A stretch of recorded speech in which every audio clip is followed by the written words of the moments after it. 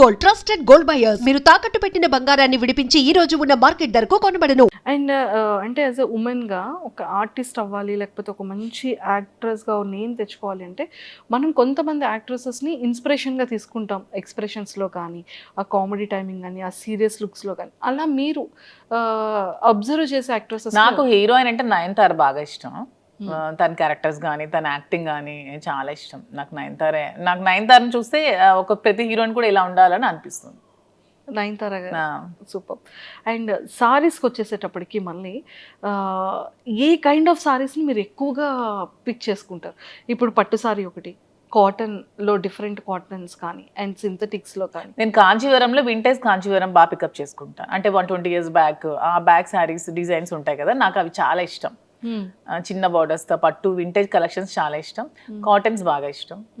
నాకు శారీ ఏదైనా ఇష్టమే, క్లాత్ బాగుండాలి, కంఫర్ట్గా ఉండాలి, క్వాలిటీగా ఉండాలి, శారీస్ ఏదైనా ఇష్టం. అంతే. స్టోర్కి వచ్చేటప్పుడు చాలా మంది ఆర్టిస్ట్ని మీరు ఇన్వైట్ చేశారు, అండ్ వాళ్ళు ఏ కైండ్ ఆఫ్ సారీస్ని ఎక్కువగా పిక్ చేసుకుంటూ ఉంటారు? నేను ఎవరిని ఇన్వైట్ చేయలేదు ఇంతవరకు. వాళ్ళంతా మమ్మల్ని మెచ్చి మా అభిమానులుగా వచ్చారు ప్రతి ఒక్కరు. మేమైతే ఒక నిధి అగర్వాల్ని ఓపెనింగ్ పిలిచాం. ఆ ఓపెనింగ్ కూడా పిలిస్తే మేము ఓపెనింగ్కి వెళ్ళామని చాలా మంది అనుకున్నారంట, శ్రీనివాస్ గారు నేను. సో మేమే ఓపెనింగ్ చేస్తే బాగుండేదని అనుకున్నాం తర్వాత. సో మేము ఎవరిని కూడా పిలవలేదు. ప్రతి ఒక్కరు కూడా వాళ్ళ ఓన్ ఇంట్రెస్ట్తోనే మా దగ్గరికి వచ్చారు, మమ్మల్ని అభిమానిస్తూనే వచ్చారు. వాళ్ళు కూడా నా దగ్గర మ్యాక్సిమం వింటేజ్ కాంజీవరం శారీస్ ఎక్కువగా పిక్ చేస్తున్నారు ప్రతి ఒక్కరు కూడా. వింటేజ్ వింటేజ్ అంటే వింటేజ్ లుక్ని ఎందుకు అంత ఎక్కువ లైక్ చేస్తారంటే? ఓల్డ్ ఈజ్ గోల్డ్ కదా ఎప్పుడైనా సరే. అప్పుడు మనం కాసుల పేరు అప్పట్లో ఉండేవి, ఇప్పుడు అందరం కూడా కాసుల పేరు యూజ్ చేస్తున్నాం. సో ఓల్డ్ ఈజ్ ఎప్పుడు కూడా గోల్డ్. ఆ కలెక్షన్స్ ఎప్పుడు కూడా బాగుంటాయి, ఓల్డ్ కలెక్షన్. సూపర్. అండ్ అంటే ప్రాపర్గా మీ డే రొటీన్ ఎలా ఉంటుంది మీ లైఫ్లో? నా డే రొటీన్ శ్రీనివాస్ గారితో మార్నింగ్ నుంచి స్టార్ట్ అవుతుంది, ఎండింగ్ కూడా శ్రీనివాస్ గారితోనే ఎండ్ అవుతుంది. అతను లేకుండా ఒక రోజు కూడా నేను ఉండలేను. మేబీ అందుకే ఏమో బిగ్ బాస్ ఛాన్స్ కూడా వదులుకున్నాను. అతన్ని వదిలి మ్యాక్సిమం ఉండలేను నేను ఒక వన్ డే కూడా. సో ఎవ్రీడే అతనితోనే, అతనికి వండి పెట్టడం నాకు ఇష్టం. సో మార్నింగ్ నుంచి టిఫిన్ కూడా నేనే వండి పెడతాను, లంచ్ కూడా నేనే వండి పెడతాను, డిన్నర్ కూడా దగ్గరుండి నేనే వండి పెడతాను. సో అతను అక్కడికి వెళ్తే అక్కడ ట్రావెల్ చేస్తాం, స్టోర్కి వెళ్తాం. మ్యాక్సిమం నియోజకవర్గంలోనే ఎక్కువ టైం స్పెండ్ చేస్తున్నాం. టెక్కల్లో ఒక 15 days ఉంటున్నాం మంత్లీ. ఇక్కడ ఒక 5 days ఉంటే ఒక 10 days ట్రావెలింగ్లో ఉంటాం. ఇద్దరికి ట్రావెలింగ్ ఇష్టం బాగా. ఎవ్రీ మంత్ వన్ ప్లేస్ చూడడానికి ఖచ్చితంగా వెళ్తాం. మంత్లో ఒకసారి ఖచ్చితంగా మేము ఏదైనా ప్లేస్ విజిట్ చేస్తాం. డివోషనల్గా కానీ అండ్ ఇలాగా ఇది కూడా ట్రిప్ కూడా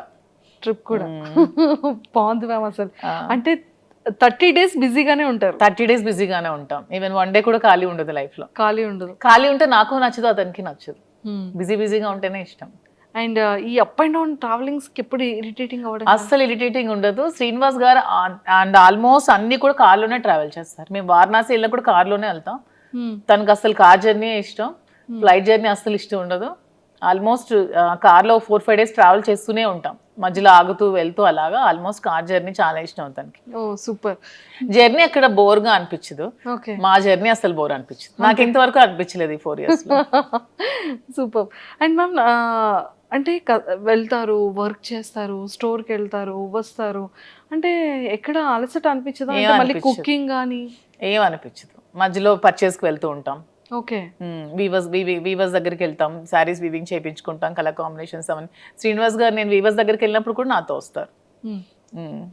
అంటే ఎందుకు అంత ఎఫెక్షన్ మ్యామ్? అంటే ఏంటో మా ఇద్దరికి జన్మల బంధం ఏదో మిగిలిపోయి మళ్ళీ రుణానుబంధం కలిసేమేమో అనిపిస్తుంది ఇద్దరికి కూడా. అవునా? ఓకే. సో అంటే లైక్ సార్ ఎలా రియాక్ట్, అంటే సార్ లవ్ ఎఫెక్షన్ ఎలా చూపిస్తారు, అంటే మీది ఎలా ఉంటుంది? సార్ లవ్ ఎఫెక్షన్ చూపించడం రాదు. తనకి మనసులో చాలా ప్రేమ ఉన్నా సరే బయటకు అసలు చూపించలేరు. నేను బాగా ఎక్స్ప్రెసివ్, ఎక్కువ ప్రేమ చూపిస్తాను. తనకి లోపల చాలా ప్రేమ ఉంటుంది, కానీ చూపించడం అస్సలు రాదు. ఓకే. అంటే మీకు ఎప్పుడు తెలిసింది ఓకే ఇష్టం ఉంది, ఓకే నేనంటే ఇంత అభిమానం, ప్రేమ ఉంది అనేది? ఏదో ఒక సందర్భంలో బయటకు వస్తూ ఉంటుంది కదా, అలా ఉన్న ఏదైనా ఒక సందర్భం? అలా ఏం లేదు. మా స్టోరీ అందరికీ తెలిసిందే. పరిస్థితుల ప్రభావం నుంచి మా ఇద్దరం కలిసి ఉండాల్సి వచ్చింది. కలిసి ఉండిన తర్వాత ఒకరి మీద ఒకరికి ప్రేమ పుట్టి అలా ట్రావెల్ చేస్తూ వచ్చాం. మీరు ఎప్పుడైనా సరే ఒక 1 day or 2 days if in case sir అక్కడ ఉండి మీరు ఇక్కడ ఉండే సిచ్యువేషన్ వస్తే అప్పుడు? అదే ఇంతవరకు రాలేదు. అతను మ్యాక్సిమం ఉండలేరు, బాగా డిపెండెంట్ అయిపోయారు. సో నేను లేకుండా మ్యాక్సిమం ఉండలేరు. అదే చెప్తున్నాను కదా, నేను ఏమండి కొంచెం నాకు ఇంట్రెస్ట్ ఉంది బిగ్ బాస్ మీద.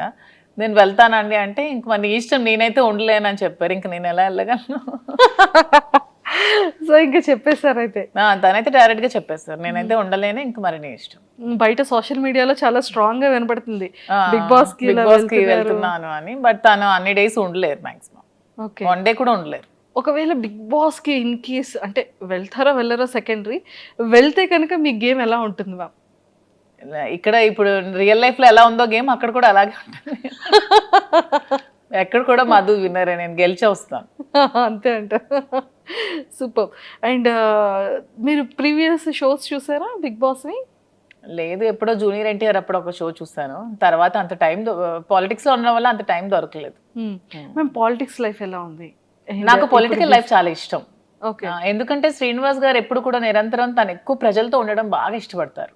Morning day routine start day నుంచి ఎండ్ వరకు ఎవ్రీ టైం తను ప్రజలతో ఉండడానికి ఇష్టపడతారు. వాళ్ళతోనే ట్రావెల్ చేస్తారు. ఎవరికైనా కష్టం ఉందంటే అక్కడికి వెళ్ళి హెల్ప్ చేస్తారు. సో అతనితో ఆ లైఫ్ని నాకు చాలా ఇష్టం అనమాట. నాకు కూడా ఇష్టమైన లైఫ్ కాబట్టి అతనితో పాటు ట్రావెల్ చేస్తూ ఉంటాను. అతను చేసిన సేవలన్నీ చూస్తూ ఉంటాను కాబట్టి అతనితో ట్రావెల్ చేయడం నాకు పొలిటికల్గా చాలా ఇష్టం. Okay. And one more thing ఏంటంటే మ్యామ్, ఒకానొక టైంలో చాలా స్ట్రెస్, అంటే ఈ లైఫ్కి బిఫోర్ 4 years బ్యాక్ వెళ్తే అంటే కంప్లీట్గా ఒక గందరగోళం, గొడవలు కానీ ఇష్యూస్ కానీ, అభిమానించే ప్రజల్లో కొంత నెగిటివిటీ ఆ టైంలో రావడం కానీ. కొంత కాదు, చాలా నెగిటివిటీ వచ్చింది. చాలా మంది కొంతమంది అర్థం చేసుకోలేకపోయారు. చాలా నెగిటివ్గా అనుకున్నారు మా ఇద్దరి మీద. తర్వాత అర్థం చేసుకున్నారు. చాలా స్ట్రగుల్స్ ఫేస్ చేసాం ఇద్దరం కూడా. ఎన్నో నిద్రలేని రాత్రులు గడిపాం. చాలా ఏడ్చుకున్నాం, బాధపడ్డాం. అయినా సరే స్ట్రాంగ్గా నిల్చున్నాం.